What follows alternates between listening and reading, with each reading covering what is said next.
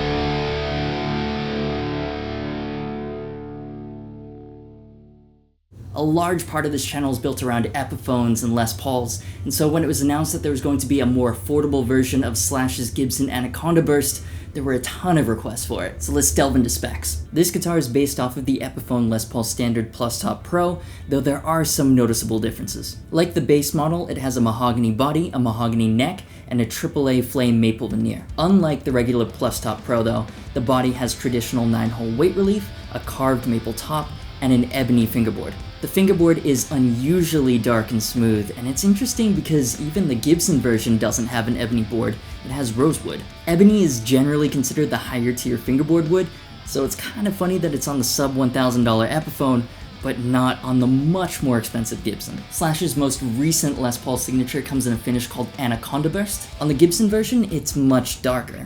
On the Epiphone version, it's a much lighter green. From pictures, I was kind of unsure about this. It looked a lot cheaper than the Gibson version, but in real life, it's actually quite striking, though not very Anaconda-like. The back has a nice, dark, transparent stain, and it's just classy. There's a single layer of cream binding on the body and fingerboard, none on the headstock, just like a regular LP standard. I like that when it comes to looks, the Slash Plustop follows the recent signature model theme of subtlety. The only visual indications that this is a Slash model is the logo on the back of the headstock. There isn't even any writing on the truss rod cover. It looks kind of weird, actually. You'd expect it to at least say Les Paul Standard or something. It just looks so empty, but it's whatever. It's only something you notice if you've played a ton of them like I have. Another difference between the regular Plustop and Slash's model is the neck. While the regular Plustop has a 60s slim tapered D-shaped neck, this one has a rounded Slash profile, and to me it feels like one of the chunkiest necks that Epiphone currently offers. Other than that, no real surprises about how it feels to play. It's a Les Paul. 12-inch fingerboard, 22 medium jumbo frets, 24 3/4-inch scale length, big boxy neck joint. It's all very traditional. For the most part, the fretwork is pretty good, well polished, no sharp fret ends, and it seems like everything's level when I checked it with a straight edge. But there is a dead spot when I bend the string right here. Haven't been able to get rid of it. This was a floor model, so it's been used and abused by a bunch of different people and could do with a professional setup. So one of the big reasons to consider the Slash version over the regular Plustop Pro is the electronics. This comes with the same orange drop capacitors found in Gibson's and Seymour Duncan Slash APH2N and APH2B humbuckers. These are powered by Alnico 2 magnets, and dirty through my Marshall DSL-100H, they sound a little like this.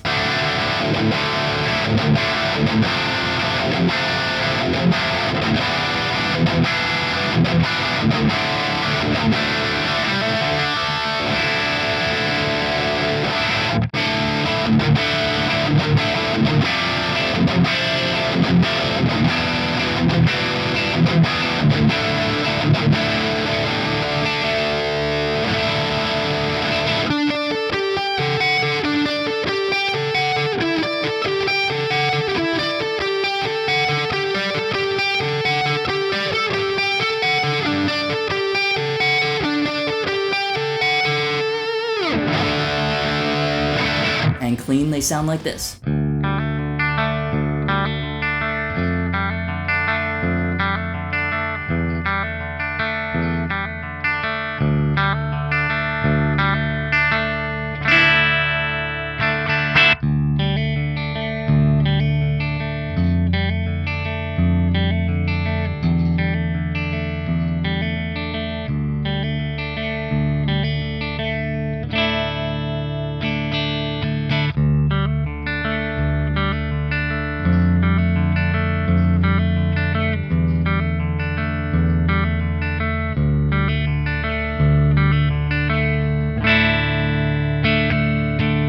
So they're not the greatest for thunderous deathcore chugs, but clearly that's not what they're made for. They're classic rocky, bluesy pickups through and through, and they do that very, very well. They fit with the big, chunky body and neck, making this an amazing tool for straight-up rock and roll. Other special appointments include knob position indicators for volume and tone controls, and Epiphone deluxe tuning machines with tulip buttons. Not only do they look vintage, they also offer a really smooth tuning experience. I'm always wary of non-Grover tuners on Epiphones.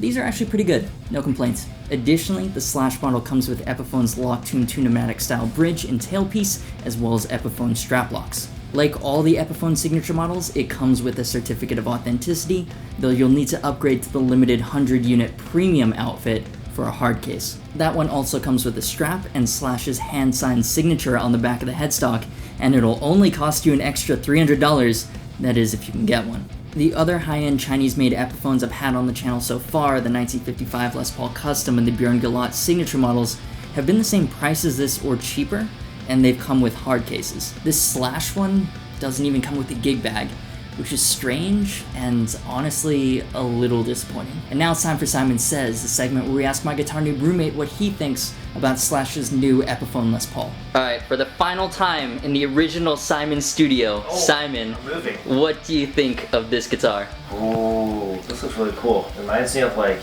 a green Joker. No, not Joker. It reminds me of the superhero. Not the superhero, the villain from Spider-Man, the Goblin. Or like the Grinch that stole Christmas, that green. They're calling this finish Anaconda Burst. Do you see that? Anaconda Burst? Yeah. I've never seen an anaconda in real life, so I wouldn't know. Are they this green? No, they're not. Very, very green. If you see this in nature, like in the Amazon, it would be probably very poisonous. Yeah, that's like a poisonous frog green. Yeah, exactly. Oh, it's a Les Paul version.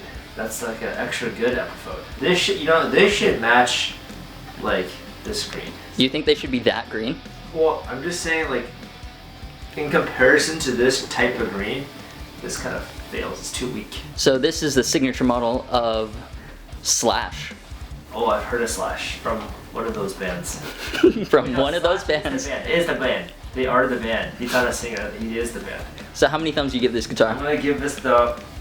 I'll give it one solid thumb for Slash. So this Slash model is a pretty cool addition to Epiphone's lineup, but I'm kinda torn. I think that with the upgraded wiring and Seymour Duncan pickups, this is one of the best guitars for straight up rock and roll in Epiphone's current catalog. But since he's got his Gibsons, you know Slash is never playing Epiphones, even the ones with his name on it. Part of the reason I like the Hafey, Malia, and Galot models so much is that I like the concept of the artist using the same relatively affordable guitar as the one that you can pick up at any Sam Asher Guitar Center. I get that they wanted to offer the same aesthetics and pickups in a more budget-friendly package, but I don't know, it's just kind of odd to buy a guitar with someone's name on it that you know never actually plays it. I'm also not sure you're getting the best value for money with this guitar.